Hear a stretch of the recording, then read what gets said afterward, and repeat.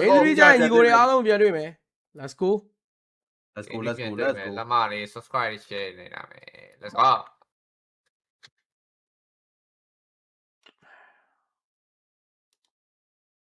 ရပြီဗလဲ ရပြီ let's go ဗလဲရုပ်ထစ်သွားရေမရုပ်ကြီး ဟာမဟုတ်လေရက်နေရလေးကိုတည်းမထစ်ဘူးလေ မဟုတ် okay ရရဒါပေမဲ့ဟိုVPN ခံထားတာပါညာတစ်ချက်ပြန်စုံတော့ဟာကြီး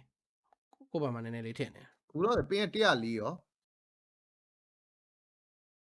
ကဲလိုက် share လေးလောက်ပါအောင်လက်မလေးတယောက်ချက်လောက်နေသွားပြီးခဲ့လို့ရပါတယ်နော်ကျွန်တော် ကဲတော့မပြီးဆုံးသေးတဲ့နော်ကျွန်တော်တို့ Order Ego နဲ့ကျွန်တော်တို့ရဲ့မြန်မာအသင်း YG ရန်ကုန် Galacticos တို့ရဲ့ Best of 3 Series Game number 2လေးကိုတော့ကျွန်တော်တို့ရဲ့ main sponsor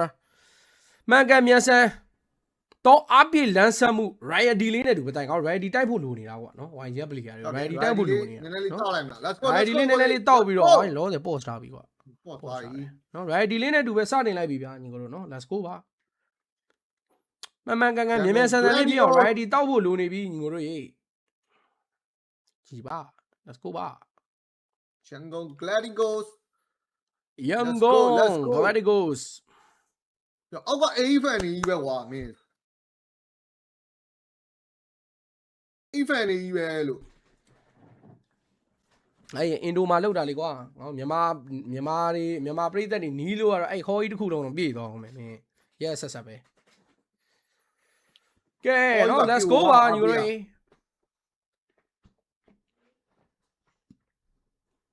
ယ်လဲရက်နေရလားထစ်နေရလားလိုက်ကိုစီကောင်းတယ်အင်းကြီးကြည့်နေရတယ်အင်းကြီးမပီစီပြက်လို့ဖုန်းနဲ့ကြည့်နေရတယ် ဟုတ်လားမဟုတ်ဘလန်အောင်ပြောတာဘလန်ရုပ်ကြီးထစ်နေတယ်ခုအဲ့မှာမတ်တက်ကြီးရက်နေဆရာသမား အလက်ထင်နေလို့လား ဘလန်ရုပ်ကြီးလေအဲ့မှာဘလန်ရုပ်ကြီး ဒီနေ့မှအလုံးကိုလဲနေတာ ဘလန်တိုင်းစကားလေးပါလေးပြောပါဦးဟဲ့ ကိုစီ fighting အဲ့လိုမျိုး ကြီး ကြီး တူကြည့်ကြမယ် first match က PC ပြင်တာနဲ့မကြည့်လိုက်ရ okay ဘလန်ရပြီဘလန်ရပါပြီ ရပြီ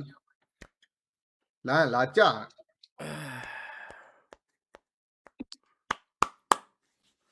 အောင်မြန်မာပွဲဆိုဖြစ်ပြီလို့မင်းတို့က ရီနီဟိုဆိုင်ဖာဆိုတော့ကောင်မုံစားမပြတ်ဘူးစပြီလားရော let's go ကိုလေး fighting ကြောက် fight နေပါညီကိုတို့နော် YG ကျွန်တော် fighting မြန်မာလေးမသွားပြီပါ let's go ပါ game 2မှာတော့နော်ပြန်လာဖို့လိုအပ်နေပြီဗျာနော်ဒီပွဲကဘလန်အမားကိုအတက်နိုင်ဆုံးနဲမှရမယ်ဘာလို့ဒီပွဲမားလို့မရတော့မားလို့ရှင်ကျွန်တော်ငါတို့မနေ့ပြန်နောက်တစ်ပွဲထပ်ဆော်ရလိမ့်မယ် မှန်မယ်ကဲနော်ဒီဘက်မှာတော့ clean အိုင်လော်လေးနဲ့တော့ကျွန်တော်ပွဲတော့ထွက်လာရင်းနဲ့ပဲနော်ဒီဘက်မှာတော့လီနာကီမီယာရတဲ့ဘိုင်းလေးကတော့ဆင်ပြေသားဟီဂျူမျိုးပေးမဖဲနဲ့ပြန်ပစ်ပေးလိုက်နော်အကောင်တော်တက်နေတာကဲအောက်မှာတက်နေတဲ့ကောင်လေးတစ်ကောင်ရှိသေးတယ်ဘလန်ဂျန်ကန်ဆော့နေတာနော်အဲ့ကောင်လေးလည်းနော်စို့တွေကရှင်းအောင်မှာ RV ရမှာဒီပွဲကတော့ ။အပေါ်လမ်းမှာတော့နော်ကျွန်တော်တို့ stick ကိုတော့တောက်လျှောက်လေးတော့ပြန်ခုတ်ပြီးတော့ဖျဲနေတာလေးတွေတွေ့ရတယ်ဗောနော်ဒီက go crack မကြွေးချင်လို့ပါညီတို့ go crack ရတော့မရပါဘူးနော် stick အာဖီရှိနေတယ်တွေ့လားအားလီဒီကောင်ရှိနေတယ်ဆိုလူသားလိုက်ဝါနေတာအာဖီရဲကောင်နော်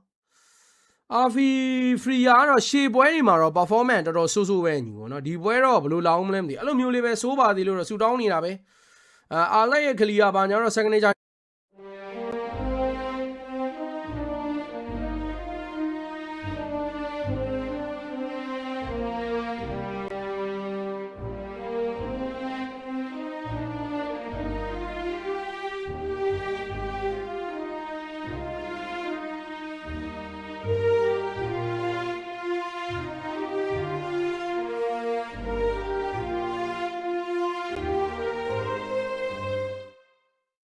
တော့ဒါအောက်လန်း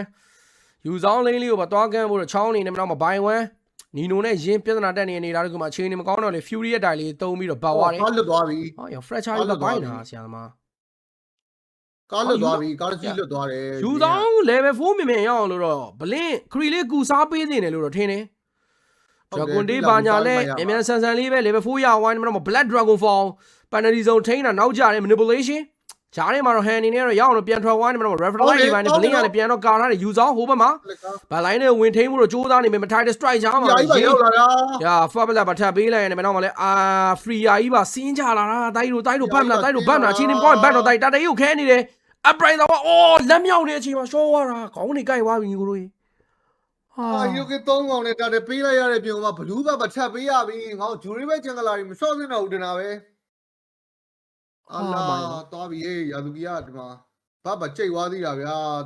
အာလီကင်းတော်တော်ဝဲသွားပြီ ယူဆောင်နော် Dragon Form ပြီးတာနဲ့ဟိုကောင်ဆရာသမားအာလက်ကတားတက်နေတာလို့ Title Strike နဲ့ပြစ်ထင်းသွားရိုဂျီကြီးအဲ့မှာယူဆောင်ရင်သေးသွားအင်အားနေသွားyes ဆက်ပါ ဟောင်းကြီးနော် into ကမလှဘူးဟေး into ကမလှဘူးကဲ အလဲလမ်းမှာလဲ Tsunami Slam ကင်ပေါက်နောက်မှာ Title Strike ဒီကြားမှာ Blink Gloria ပတ်ဝေးလေးနဲ့ပြေးဖို့တော့ကြိုးစားခဲ့ပြီလေ Hijumi ရဲ့လက်ချက်နဲ့တော့ပြတ်သွားတယ် Hijumi က2-0-2တဲ့ မပြီးတော့ ဟောဒီ Respa မပြီးတော့ဘူးကွာ high လို့နော်နည်းနည်းလေးပျော့လာပြီ high လို့ကနှစ်ခါသေးထားတာဆိုတော့ဒီနည်းနည်းစကြည့်ပြီ Title Strike Manipulation ကြားထဲမှာတော့ဟမ် Fred Win တော့အကုန်လုံးစွန့်ကြီးလောက် Upriser ဝက်ကြားမှာပြန်မဲ့သွားပြီ Cloud Blessing တူတယ်ရသေးတယ်တိုင်းတို့ RV တကောင်မထက်ရတိုင်းတော့မကင်းပြီလိုက်ပြီးတော့ spray ထားသေးတယ် Yazuki လေးကိုပါရလိုက်မလား Yazuki လေးဟာ ကောင်းတယ် ရနိုင်တော့ကောင်းပါဗျာညီတို့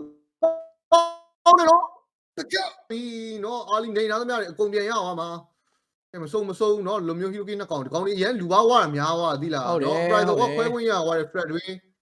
တန်တယ်တီလည်းမသိသွားဘူးဆိုတော့နော်ကလောက်ပါဘူးဆိုတာဆင်ပြေသွားတာဗျာ1-0-1နဲ့ မစိုးညီကိုနော် stick ကလောက်လေးအဆင်ပြေတယ်ကောကျွန်တော်တို့ကလောက်က beautify နဲ့နော်ဘလန်ပြောပြတာပါ ဟုတ်တယ်ကလောက် beautify ultra sin stick ဟုတ်ပါ နော်ဟိုဘက်ကတော့ cream လို့ဒီဘက်ကတော့ကလောက်ဆိုတော့ပိုယုံလို့ကောင်း ကဲနော်နောက်ထပ်အနေနဲ့တော့တက်တယ်စက္ကန့်20လောက်လူနေတာလေးပဲထပ်ဆောင်တော့မယ်နေတာနော်အဲ့မှာလဲအောက်လမ်းမှာလဲနီနိုနဲ့ယင်းနှစ်ကောင်သားအဲ့မှာနေတာဥပမာလဲ Tsunami Slam နဲ့ဖန်ခေါ်သွားတဲ့ဟန်လေးကိုတော့ပြန်ကယ်လို့ရသေးလားဆိုပေမဲ့လည်းမရတော့ဘူးဒီကောင် manipulation တန်းပြနေတာလေလို့သိလားနောက်မှာ magic damage ကို Yazuki ရဲ့ physical damage ကိုဆိုတော့ကျွန်တော်တို့ Fred မမာနိုင်တော့ဘူးဗျာ မာနိုင်ဦးဖြစ်နေတာနော်တော်တော် damage ကများတယ် manipulation ရောအဲ့ fracture တွေပိုင်းတာတွေရောဒါပေမဲ့မတရားကိုလောက်နေတာလို့ ဟုတ်ပါ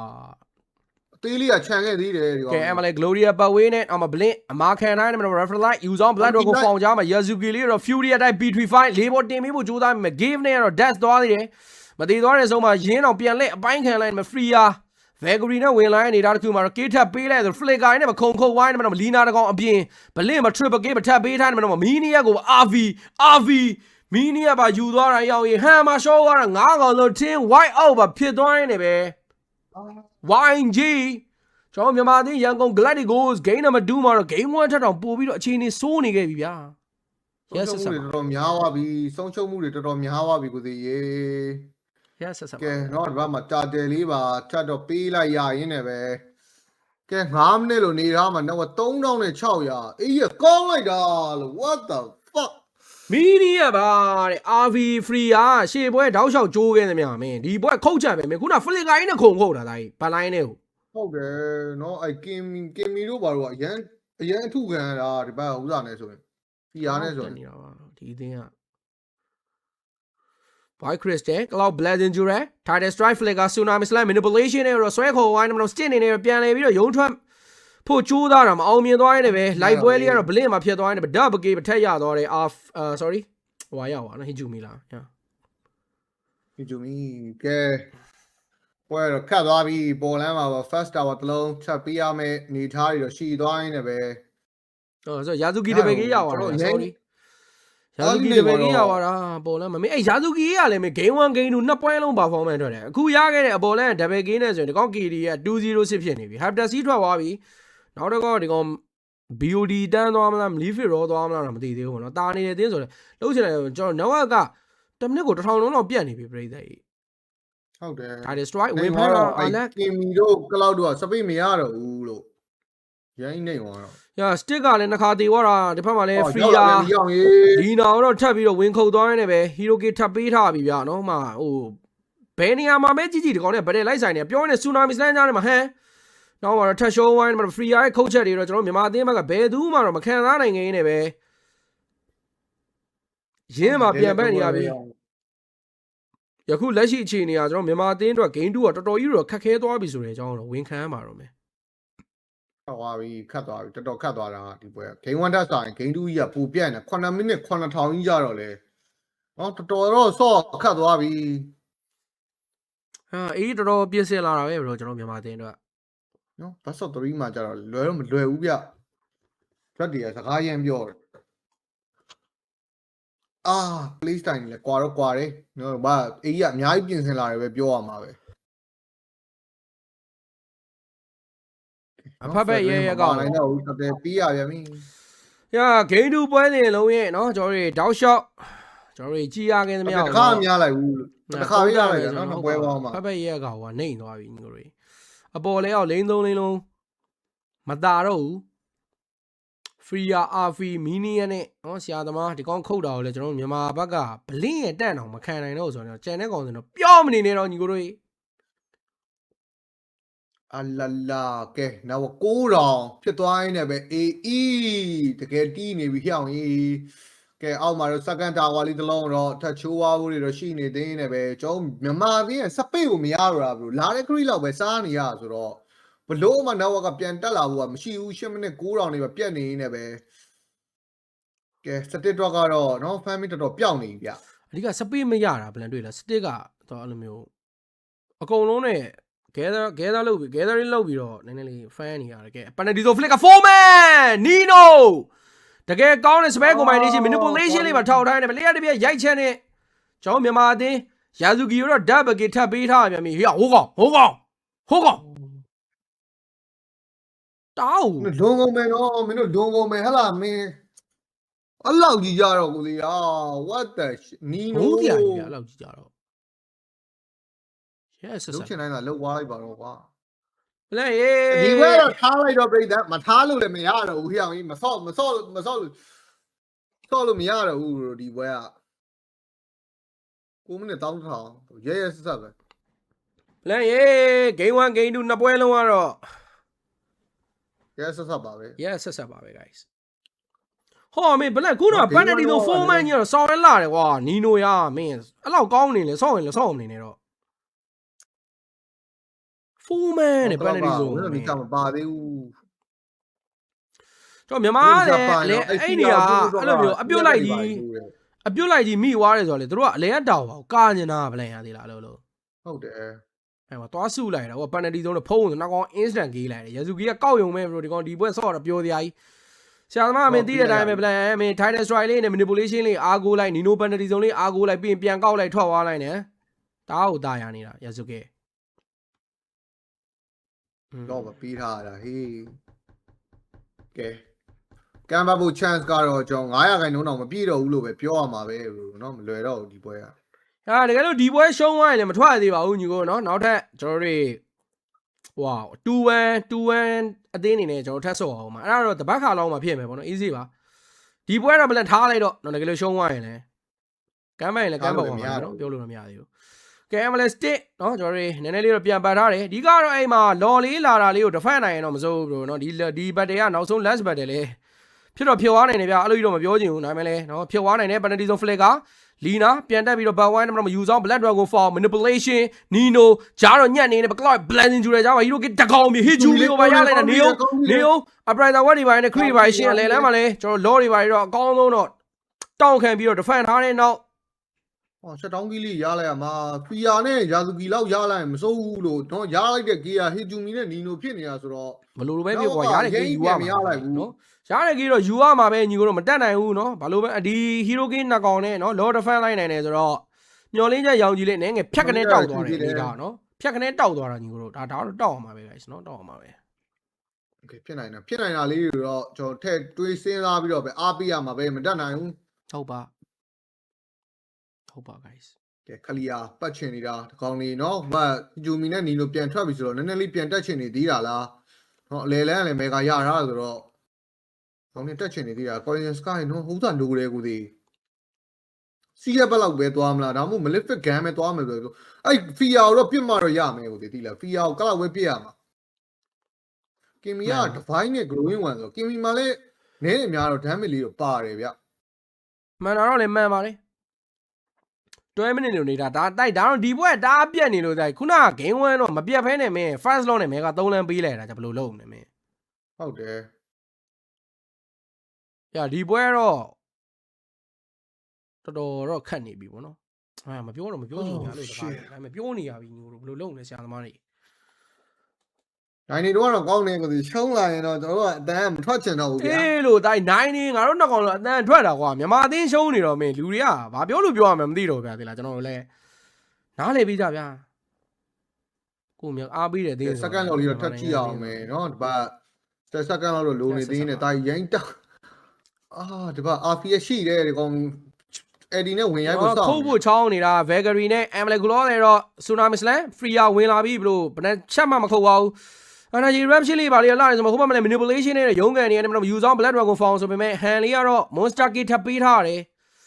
Hero Key နှစ်ကောင်တည်သွားနေပဲတခါတည်းပဲတန်းအမ်းဖို့ကြိုးစားနေတယ် Order Ego တကယ်ကြီးပဲအမ်းတော့မလို့လားရှင် Fury အတိုင်းနဲ့ပြန်ပတ်နောက်မှာ Lina Stallion Bean လေးနဲ့ Yazuki လေးကိုစိတ်လေးထိန်းထားဆိုပြီးတော့ပြတာဟိုကောင်လေးလော့ပြန်လုပ်ပြီဗျ လော့ပြန်လုံးမှာဒီကောင်လေးလော့ပြန်လုံးမှာရမှာ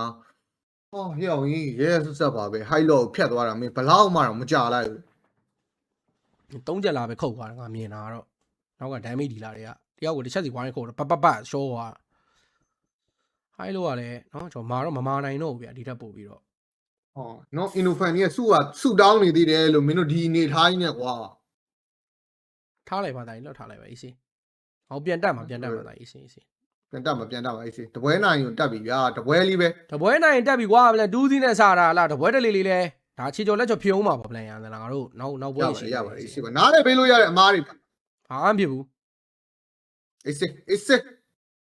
နော်အေးရဒါဒီနေ့အတွက်တော်တော်ကြီးပြင်ဆင်လာလို့ညာပူကောင်းသွားတယ်လို့ပဲ ဟုတ်တယ်ဗလန်ဒီကောင်တွေ hacker တွေပါလေဘန်းနဲ့အိုးနေလိုမျိုးခေါင်းမမအောင် ဟုတ်တယ် Title Strike မလို့ Flicker Tsunami Slam နဲ့ဖန်းခေါ်ဝိုင်းနေပဲ Blink အနေနဲ့တော့နောက်ဆုံးတန်းပြတ်ဝိုင်းနေပဲဟန် Immortal ကောက်ဝယ်ထားတယ်4ယောက်5ယောက်အားကာလို့ရသေးလားယူဆောင် Black Dragon Ball Penalty Zone 2 man Manipulation Wombo Combo ကြမှာဟန် Immortal ကြောင်းဝိုင်းနေမှာတော့ Blazing ကျူတော့ဝင်းနေချာတဖြန်းနေဆိုမလဲဘလို့မှတော့မရတော့ဘူး RV Immortal ကြပြန်ထဟိုးဘက်မှာလဲ Lina တကောင်တော့ထပ်ပြီးတော့ပဲကောက်သွားနေတယ်မနောက်ထပ်အနေနဲ့တော့ Stick ကာတော့ကာခြင်းမင်းမဲ့တစ်ဖက်မှာ RV ကသရုံးကိုတော့လောနေတူရိုက်ချိုးသွားခဲ့နေပဲ Game number 2မှာလဲ Order Ego ရန်ကုန် Gladiators ကိုတော့ထပ်မံပြီးတော့နိုင်ရရှိသွားနေပဲ2-0ဆိုတဲ့ရလဒ်ကိုပုံဖော်က Knockout Stage ကိုတော့တက်လန်းနဲ့ပထမဦးဆုံးအသင်းအနေနဲ့ကတော့ရပ်တည်သွားခဲ့ပြီပဲဖြစ်ပါတယ်ရက်ဆက်ပါပဲညီကိုတို့ နော်ကောင်တွေ knockout stage ကိုတက်သွားပြီ ဒီကောင်တွေက Knockout Stage ကိုပထမဦးဆုံးတက်တဲ့